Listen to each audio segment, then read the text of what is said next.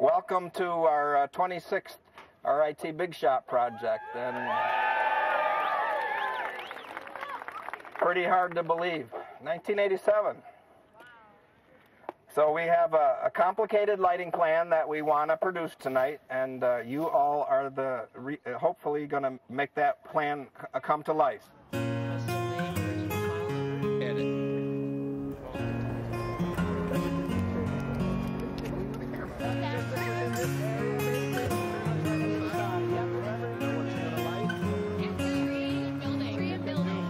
We're lighting up the air.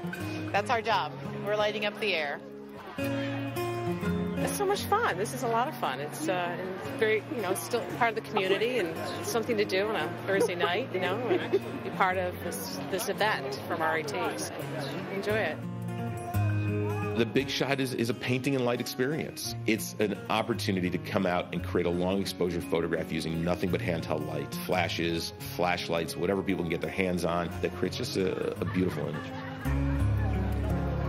I mean, the magnitude of it is fantastic. I mean, I don't know how many people, hundreds and hundreds of people here. So, I mean, it's quite a huge event. And obviously, because of the photo community and Rochester being the imaging center, that you see it published all over the place. It's picked up in journals, and so it's really quite amazing. And it's really nice to bring the whole cultural community together for an event such as this.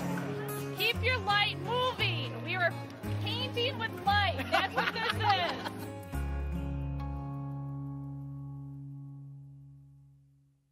The Big Shot started as an educational experience to help students in the School of Photographic Arts and Sciences really understand how to use flash for lighting a very large subject.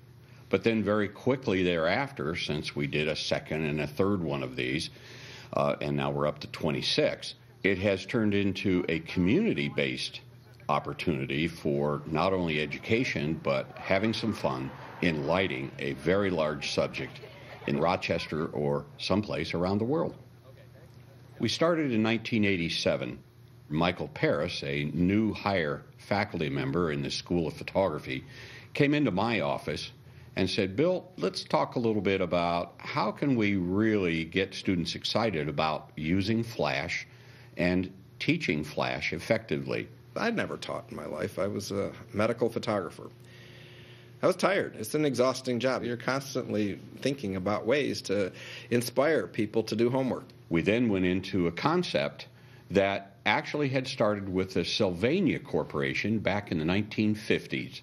They started using the term Big Shot to describe an area of a city or a structure that they would wire with flash bulbs and invite the community to bring their cameras out, and they would set off all the flash bulbs on a particular moment.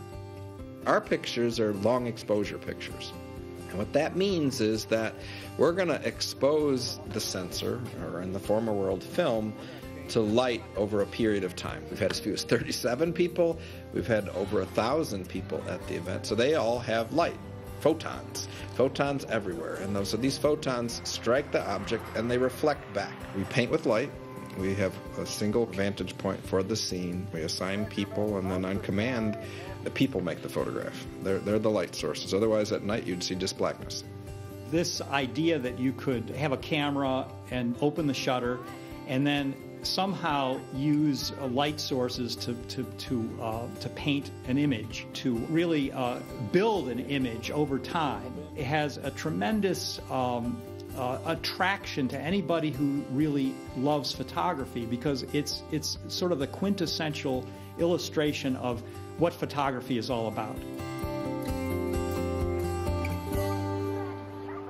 RIT Big Shot number 1 was this enormous mystery. What the heck was going to happen? So we decided, let's try one of the smaller hospitals and see if we can get permission to turn out all of the exterior lights and to bring every student down there with their flash unit to light the exterior of that building.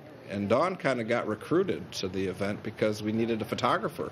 Bill and I felt like we needed to stage the event, and she was an architectural photographer. So I kind of, I guess by default, became the photographer for that first event. And we were just, okay, everybody, it's 9 o'clock. We got permission. The lights go off. And then we started screaming at the kids, start lighting, don't move, keep moving. You're almost like contradicting yourself. You tell them to stop, then move your light, don't move your light. We had the head of scientific imaging at Eastman Kodak Company, Mr. Martin Scott, come out and join us that evening, and he decided for the fun of it, he too would bring a flash, but it was actually antique flash powder that he put into the small tray that the flash photographers used back in the day, and put in a little bit of powder, and then at the appropriate time he set this off with a large spark and a big boom. And so when students gathered around Martin again to load the flash tray, they said, more powder, we need a bigger boom. He didn't know that moisture, and it was snowing, in combination with magnesium powder causes explosions, but no light. So he had like this sonic boom, this massive smoke, and his whole down jacket melted from the heat. So we had our very first big shot expense was to replace his down winter coat.